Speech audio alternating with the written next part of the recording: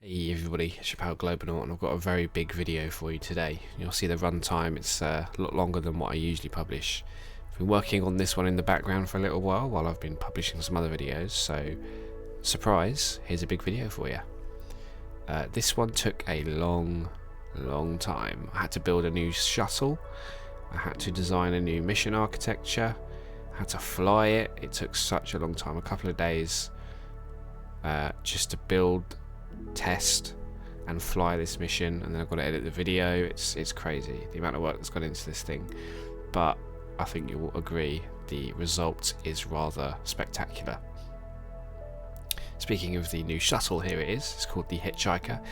It'll be part of the Orbital Alliance Steam Workshop collection you can download, so you'll be able to fly this one yourself. It's a space shuttle capable of hauling 78 tons to low Earth orbits in KSRSS. So, very capable and a necessity for constructing this new Mars vehicle. This is the core module just being deployed. This is like crew space. It's got some monopropellant. It's got some reactor control systems, solar panels, communications, all the bells and whistles you'll need for a habitable Mars mission. So just going to bring the shuttle back. A lot of time went into getting this thing stable. As I mentioned before in a few other videos, the yaw stability on a lot of these Mark III shuttles can be quite tricky to get right, so I'm happy to report I managed to get this one flying like a dream. So we're just doing our typical re-entry roll reversals here. Lovely shots there, very pretty. And it lands quite well as well. I'm still ironing out a few kinks before I publish it, but overall I'm very happy with the design here. And this entire mission really was a good test bed for this shuttle's capabilities. I could see what kinds of payloads it can deploy, where it's good, where it's bad, what I'm going to need it for. I think the main limitation with the heavy payloads, of course, is the Delta V budget, so you want your target vehicle to be in a low orbit. So when I return this from Mars eventually, it has to be able to return into a low Earth orbit, which it's capable of doing with a bit of help. Launching another Hitchhiker shuttle. This will have the propulsion module inside, using nuclear engines this time because they are of course more efficient than chemical engines. Just the stock Nerva. I try and stick with stock parts wherever possible, and this whole mission is stock, so I was quite pleased with that result. Of course, the thrust to weight ratio on these nuclear engines is quite low. The vehicle overall had a thrust to weight ratio at its heaviest of 0.1, so there was a lot of sitting around waiting for burns to happen. I did want to split up some burns like you can do in stock KSP to make your longer burns more efficient, but in principle I'm not sure there's a way to plan those very effectively, so I just sat through the burns. It's got so much Delta V that it doesn't really matter if I'm wasting some, not taking advantage of the O-berth effect fully. So I think it's around 7 kilometers per second Delta V, so 7,000 meters per second, and that's more than enough. When you shed some of the weight as well, that does go up as well, so it's got more than enough to actually complete the missions that I want it to be able to complete. Just rendezvousing with the core module here. The RCS thrusters on this thing are not the strongest because it's just such a heavy shuttle and it's got such a heavy payload, so this rendezvous took a little while, but we got there in the end. I'm going to open her up, get the propulsion stage out. It's got some solar panels on there, which actually I'm so glad I put on there because there was a little situation around Mars where I needed them, so that came in handy. You'll see there's some docking ports attached, and that's how I can attach some more fuel tanks to the vehicle, and those will be expended once we reach Mars, because I'm going to use those to essentially power the burn to Mars and the correction burns as well. Just going to use the core module here to line up and dock. The propulsion module does not have much control. got some basic control, but this has much more controls, hence why I'm using it to perform the docking. And there we are. I put some thermal radiators on there, not because I need them, just because I wanted them there for aesthetics, and it felt a bit more realistic to have them attached, so I put them on there. I'll do a lot of that sometimes, you know. I didn't need 2 of the science lab modules, I just wanted them there for a bit of realism and a bit of aesthetic reasons, so it just makes my craft look cooler, I think. Just got another re-entry here, just doing the standard S turn to lose my velocity. It's very good to get a few flights under my belt with this thing. Being able to know what its limitations are, how to fly it properly was great. This whole mission set was a great test bed for it. There was a few issues to iron out, but once I've flown all of these, it's great. I mean, the cross range is fantastic. The large wingspan gives it quite a good cross range. It's got fantastic gliding capabilities, and landing it's a breeze. It's such a smooth flying machine, so I cannot complain. One more coming up. Well, not one more, there's a few more. I believe these are carrying the external fuel tanks. I'm using a mod called Simple Fuel Switch.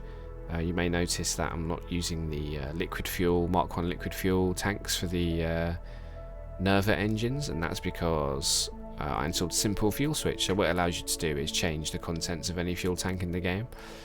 So the orange tanks attached to the spacecraft, the Mars transition spacecraft, whatever you want to call it. I don't even know what I called it. I don't have a name for it yet.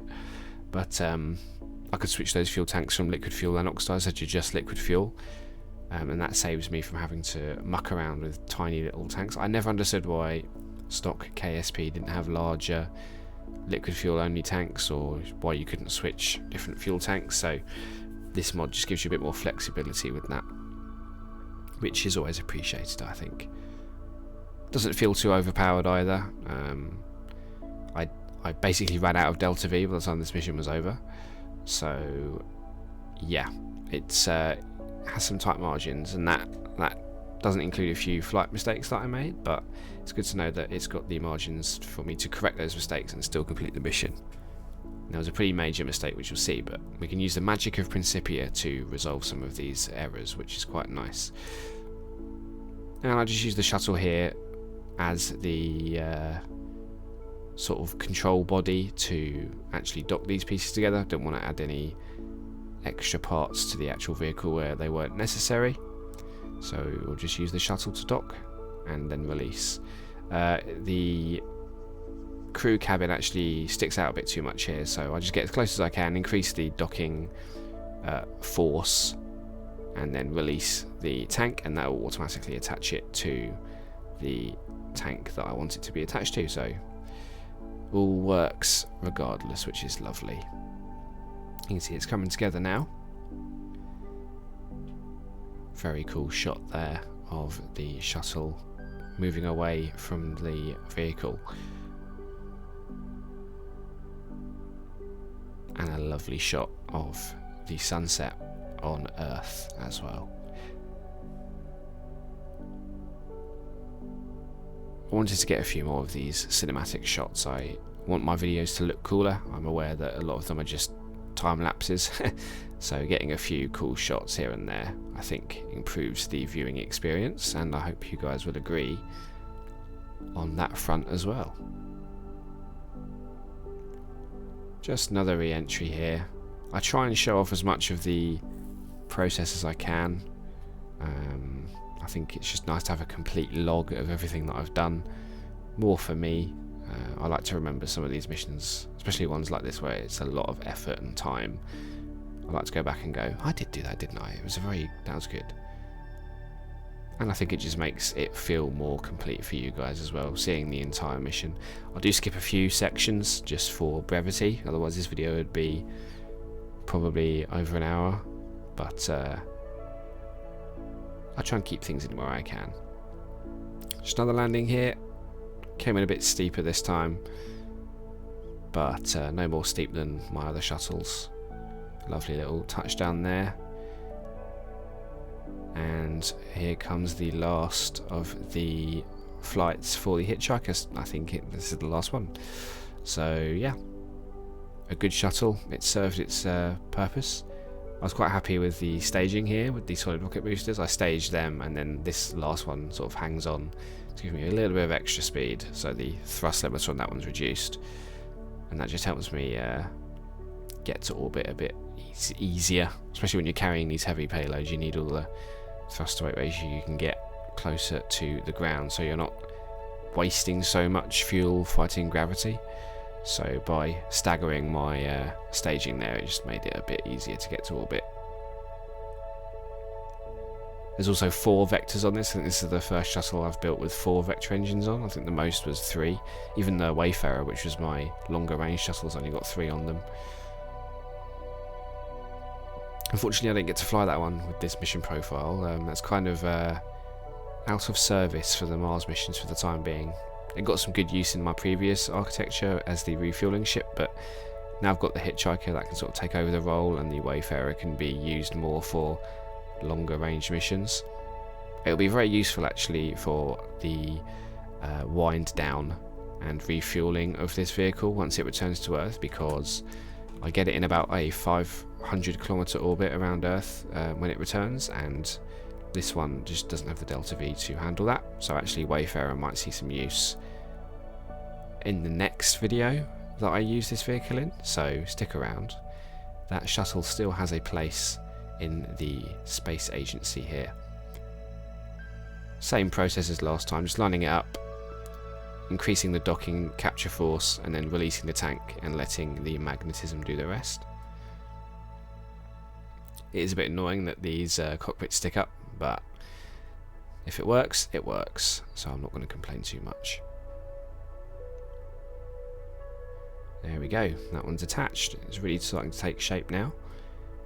There's, I think, 2 more modules we need to attach. We've got the lander that will go on Deimos and return, and obviously there's the actual Mars lander as well, so this thing's capable of taking much more payload to Mars. Very cool cockpit shot there, just examining and inspecting the vehicle.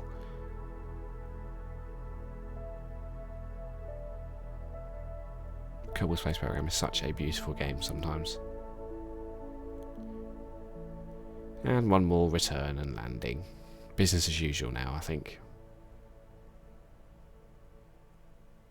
This one was a bit more straight in. Didn't have much excess energy to lose, which was nice. So we each have a nice glide here, very calm, very enjoyable, with all the lovely clouds and the beautiful blue ocean. Must be said, Kerbal Space Program is probably one of the most beautiful games you can play, and you really learn to appreciate Earth's beauty with all these mods to make it look more realistic. And just coming in for the landing. This was a bit of a bumper one, if I remember, yeah, but the gear handles it well, it's built for it. Here's the Vigilant. This thing still gets plenty of use. This time it's bringing the Deimos lander to the ship. As I said, it can bring more cargo to Mars alongside just a lander, so we can bring habitation modules in the future, we could bring rovers, we could bring satellites, probes to all sorts of different places. So this vehicle has a lot of use, and that means my Vigilant shuttle will also have a lot of use. I'm sure this thing will be carrying up all sorts of other designs to bring to Mars in future videos. But for now, it's lightly packed. The Deimos lander is very small. If you know anything about Phobos and Deimos, they have very, very, very, very, very, very small gravitational pulls. It's almost imperceptible playing the game. So I think you can jump and reach escape velocity if you're on there. So yeah, the gravitational pull is pretty much negligible. So you treat it more like a rendezvous and docking, really. So you'll see that later. Being able to explore Mars's moons alongside performing a landing in one mission, such a nice feeling. You're really going there for more than just you know, landing and planting a flag, which were the last 2 missions. This time it's landing twice and planting 2 flags, but they're in 2 different places. I installed free IVA as well because I quite like that mod. It was on my old PC before it exploded. You can see it lets you get up and actually move around and open hatches, and here we are inside the lander. Jeb's going to fly it over himself.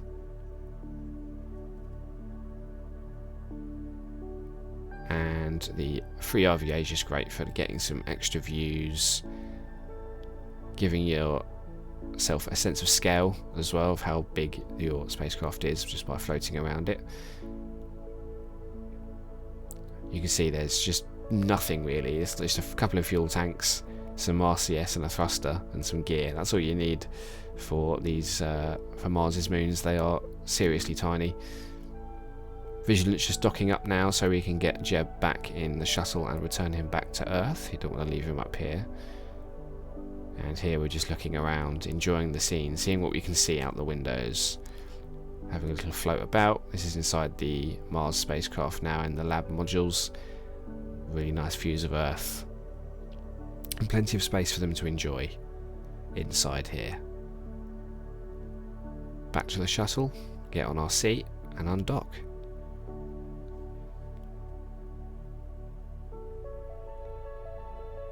Now this docking port is going to be used for the Mars lander, which is more or less the same as last time. That was a known quantity, so I wanted to bring that with me. I know that one works, there's been no real redesign of that. The only difference is I've added some aero brakes instead. It just makes the landing process a lot easier. So really minor tweaks, but you'll see it's pretty much the same as last time.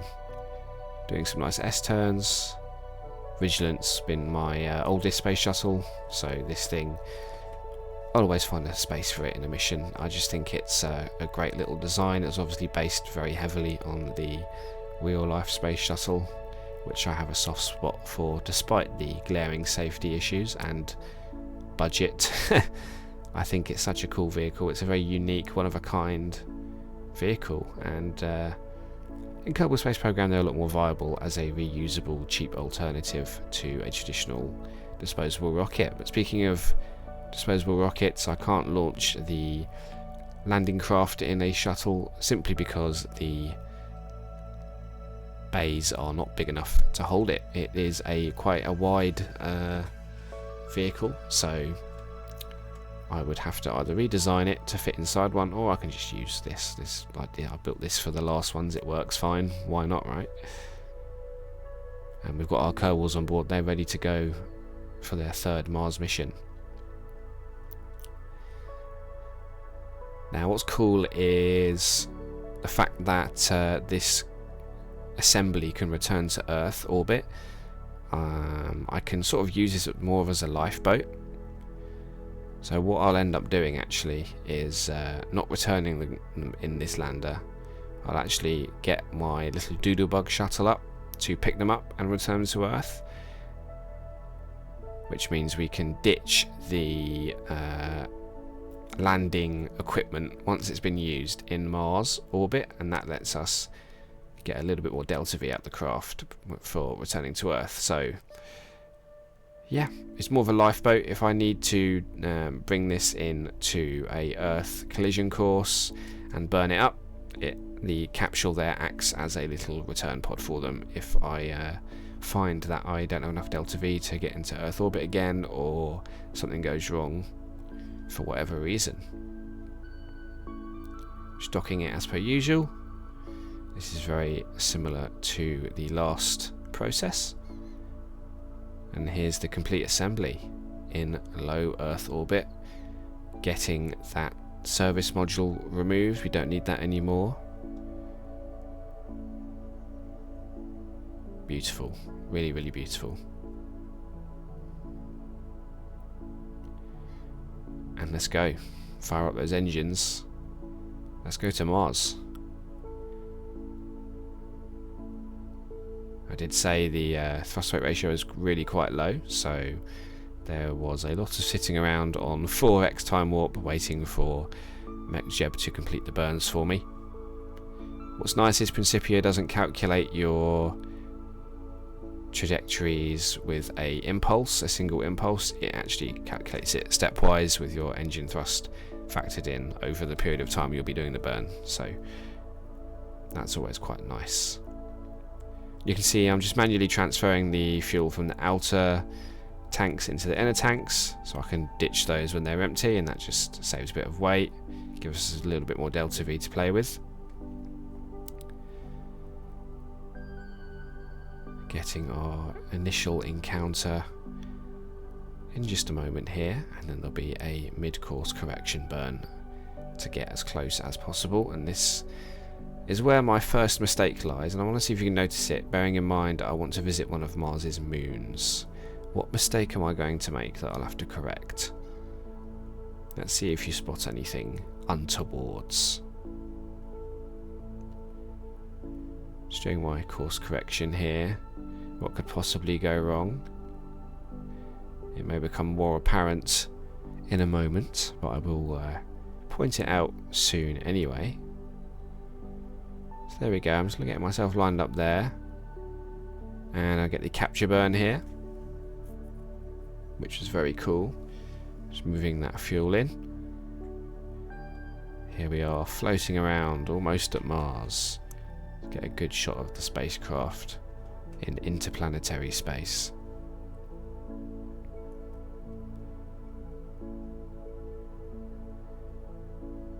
And here comes the capture burn. Engines ignite once more, getting us into a Mars orbit. And here it is. Nice and quick with the magic of video editing. Sitting here waiting for this is not something that I would consider fun, but you can just walk away and let the game do it for you. That's what I typically do. And here we are, Mars once again. For the third time on this channel, we're here in a much bigger spacecraft than last time. Ditching those tanks now, we don't need them anymore, they are empty. And my mistake, which I'm correcting now, was I'm going the wrong way around Mars. I need to be going the other direction because I don't want to really go with a head-on collision with Deimos. So what I do here is work some Principia magic. I go out to the gravitational boundary, and that does a lot of the work for me. I just have to adjust my inclination and then recapture myself.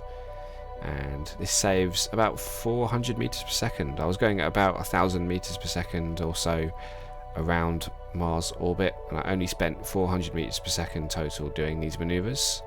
So not bad, right? Well, I think I spent 600, excuse me, and the difference was 400. So in stock KSP this would just not be possible. The mission probably would have ended here, or would have had to not land the lander. But with Principia you can actually rectify some things using some gravitational boundary magic. Well, it's not magic, it's physics, but it sure feels like magic sometimes. So I'm just recircularizing that. I'm going to adjust my inclination for Deimos, and the lander is ready to go, but not before some maintenance. I realised I forgot to attach some solar panels, so we're going to get a Bill out. He's going to do some engineering. He's going to grab the little solar panels off the bottom there, right next to the nuclear engines. I'm sure there's no possible concern for radiation sickness there. We're just going to move them up the spacecraft, and eventually one on each tank of the little lander there, which I need a name for as well. If you guys have names for the spacecraft, the transfer vehicle, or any of the landers, this little lander here or the Mars lander, I'd love to hear them, because they are still nameless. I just call them landers, descent vehicles, you know, very clinical names. But some of you guys out there I'm sure have much more creative brains than I do, so if you have some cool names for any of the vehicles we use in these missions, then please do let me know. Obviously the shuttles are named, they're the only things I've actually given names to, so yeah, plenty of extra things to be named. But Bill's done his job there. We've got some solar power attached to the lander, so we can go on our merry way. Get an encounter here With Deimos, like I said, there's like pretty much no gravity. It's very, very, very marginal. So I treat it like a rendezvous. Once I get to my periapsis at Deimos, I basically lose all my relative speed, and then I just fiddle around creating a trajectory that will put me on an impact course. And because the gravity is so low, that impact course tends to be 5 meters per second. Oh no, you know, very slow speeds indeed. Here we are, losing all that speed and using some RCS puffs to adjust my course. Now Deimos, I think, is the smaller of Mars's moons, so its gravitational pull is even less. So I'll be interested to fly this same lander at Phobos and see how much more the pull of gravity is. And I'm just time warping down. Nice little IVA view there. And here we are floating above the surface, looking for a little spot to land.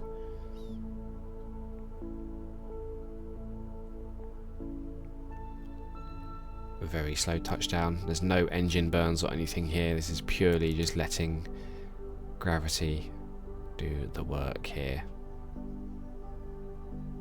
Such is the nature of a low gravity environment.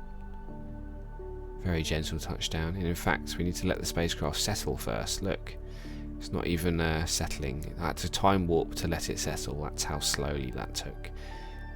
But Jeb's going to unbuckle, he's going to get out, and he's going to have a good look around.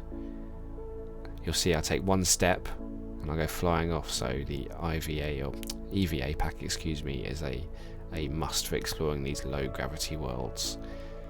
We plant the flag, comment on the landing, take a nice screenshot for a keepsakes. He does a nice little salute there, right on time. Thank you, Jeb. Very patriotic. Back in we get, upside down for some reason, but that's okay. And we'll be off Deimos back to the mothership. Little puff of the engine there, and off we go.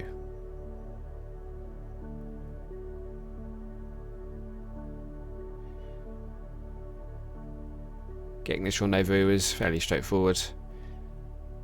No, serious orbital mechanics needed. Just your fundamentals, as tends to be the case even in Principia. Your fundamentals will carry you most of the way through. You only really need to know some crazy stuff when you want to do some crazy stuff, which is nice. And here we are, returning back, losing our relative speed, and just burning nice and gently towards the mothership to dock. And getting each spacecraft oriented the way I want it.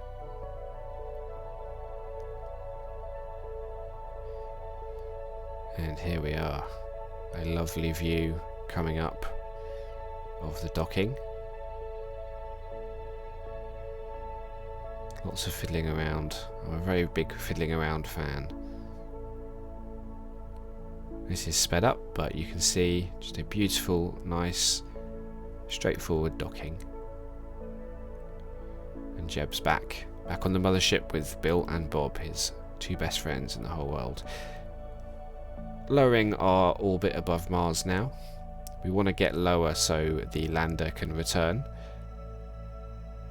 On hindsight, I should have put us in a much lower orbit than this for the Mars landing, but there was a workaround that worked no problem for me, so thankfully the mission still went off largely without a hitch from this point forwards. So lower our periapsis, and then we're just going to do the standard home and transfer, come down and lower our apoapsis as well.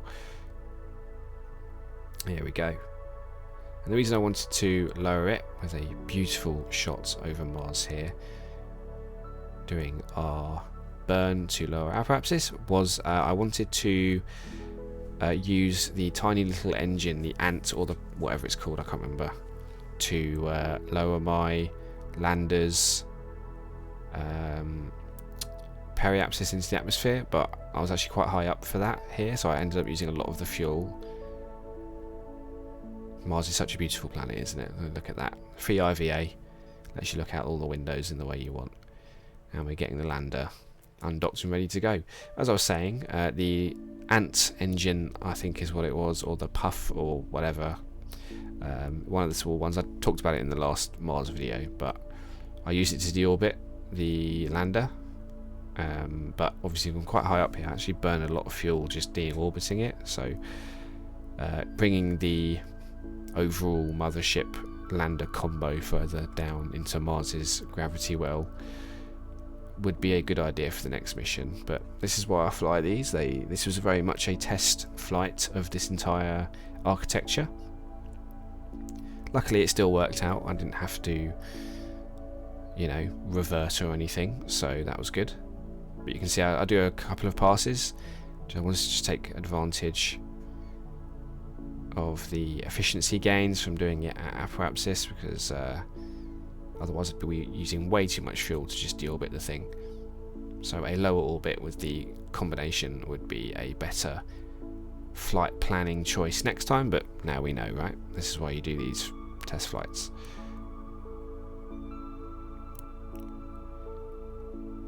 Air brakes attached, something I mentioned last time I wanted to do, now doing it, and this made the entire landing process so much easier. It was unbelievable how much easier it was. Here we are, coming in. They just helped me slow down to get those drag chutes open way quicker.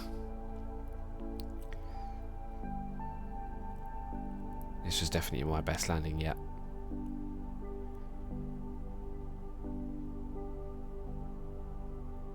Those drag chutes are out. Use the engine to slow us a little bit here. Get the main chutes out as well. We'll cut the drag chutes in a minute. And then cut the main chute so I can perform my landing in a more precise manner. A lovely little glide down to the Martian surface next to a very big rock there, which is fun for me. I haven't landed near a rock yet. It's very sad to say that, but there you go. Getting the flag out. Popping some text down. Big rock. Definitely the highlight of the mission so far. Got to go for the photo op. Get Bob out as well. He's going to pop over and get a nice picture with the rock there. And scratching their bums because, you know, when on Mars, I guess, your bum gets itchy. I don't know. Free IVA there. I'm jumping about, trying to see out the windows. Maybe I'll build a new lander with some better views from the inside next time. And we're just preparing to launch again. This is probably the worst executed part of the mission, was this launch and rendezvous, but we made it work. We have a very cool shot of the launch coming up.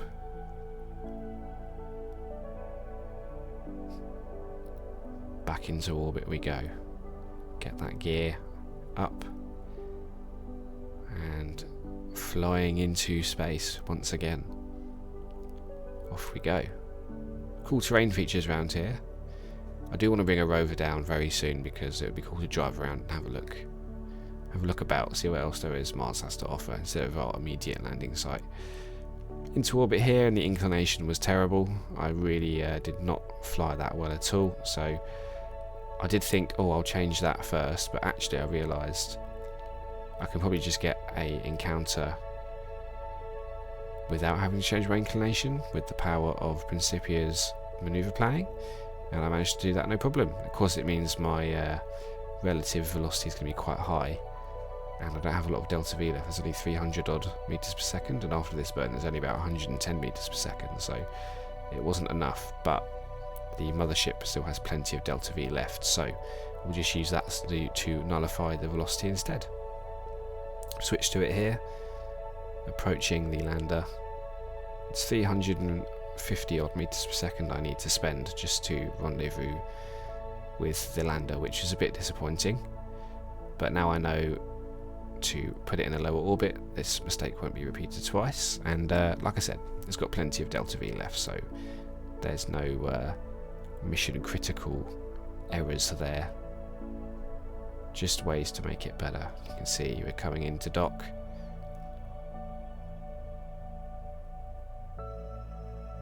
Here we are. Jebediah and Bob are back, and we're losing the landing assembly there. That's a new step for this architecture. That just increases the delta V to get back. And we're losing the Deimos lander as well. I could probably bring 2 of these next time and do Phobos and Deimos in one mission. That'd be pretty cool. But that gives us plenty of delta V to get back. Just need to repack those parachutes, just in case I need them. And here we are, burning on our way home. A much more robust exploration of what Mars and its moons has to offer, I think, than the last 2 missions. And here is our trajectory home. Getting it all set up. Another mid-course correction is necessary, but that's okay. Fiddling around with the maneuver planner to get it exactly where I want it. Now, I tried to go for one that was relatively similar to the orbit that it was in when it launched, so I could easily come back up and bring extra fuel, bring more tanks, get the Kerbals back. And I think I was largely successful in this feat. These time warps always take forever in real life, so you guys don't have to sit through that with the beauty of video editing, but I do. So make sure you leave a like and subscribe for more time warp complaints. I guess, I don't know, I never like to shamelessly promote my channel, but apparently it works, so there you go. If you've watched this far, maybe I've convinced you. There we are. For some reason I always have to make a few adjustments on my way back. I think the execution of the maneuver nodes never goes to plan here, unfortunately, but yeah. And thankfully I did actually match my approach with the rotation of the Earth this time. I made sure to check that much at least, so I'm going to do retrograde orbits to get the spacecraft ready for another mission. It's coming in, like I said, about 500-kilometer orbit above Earth. A bit high. I probably should have come lower, but that's fine. I can send up a Wayfarer to dump some fuel in it and lower the orbit if I need to, because you'll see I've got about 100 meters per second left when I get back. So the fuel margins were tight. If I hadn't have made a few of those mistakes, it would have been better. I would have had a bit more, but at least I know that there is fuel to spare to correct the mistakes that I did make. So that means it's a well-designed mission. Always want to leave some margin for error. Beautiful sunrise there. The first one they've seen in a while. Being around Mars for a little while there. Just bringing the apparatus down. And we're home. Last order of business will be to get the Kerbals off the ship. Beautiful shot there. And we'll prepare the mission to return them back to Earth. I did mention at the start of the video, if your memory serves you correctly, that I wanted to use my Doodlebug shuttle to bring the Kerbals back, but I had a change of heart for a few reasons. First off, there's not enough seat capacity on the Doodlebug. I did check that before we launched, and there's only 2 spaces. I need 3 spaces, so that was out of the question. To think about adding some autonomous capability to the vehicle, but I thought, you know, why reinvent the wheel when I've got other shuttles lying around? And actually, on further consideration, the Wayfarer became the favourite, simply because I could attach some extra cargo to it that's going to help me prepare it for the next mission. So as Valentina enjoys this lovely sunrise, of course, she's the only one on board, I did bring a tank of fuel up for the spacecraft to transfer into it, and that's just so I can lower its orbit and create a easier situation for me in terms of sending up cargo for the next mission to Mars. So the lower orbit just means that the Hitchhiker shuttle doesn't have to fly as high, and that saves delta V, which it may not have to do the mission, so that's just going to make the future construction easier. There was another problem with the Wayfarer, though. It wasn't the perfect vessel this time round, because I'd made a serious mistake while I was preparing it for the workshop release. As you can see, I added the heat shielding textures. I added the name and the logo to it, but I forgot to add the landing gear back on after I put the heat shielding on. So I'm flying this with no rear landing gear, just front landing gear, which was a stupid mistake. Thankfully, that did not ruin the mission, as we transfer the crew and fuel to and fro and detach the landing capsule as it's not needed anymore. Like I said, it's just a precaution one in case we need to return them in the event that we cannot circularize at Earth. So that's no more. I need that slot for more heavy payloads in the future. So yeah, no rear landing gear, which just basically required me to finesse the landing because of course I don't want to blow the thing up just as they're returning home. That has been fixed for the workshop release, so if you download it from my workshop collection, you're not going to have that problem. But for me, this presented an additional challenge that I was not exactly prepared for. Re-entry is just coming up here. Pretty normal stuff. The Wayfarer is designed for these higher altitude re-entries, so it's not much different from a standard one, apart from it being a steeper descent pretty much.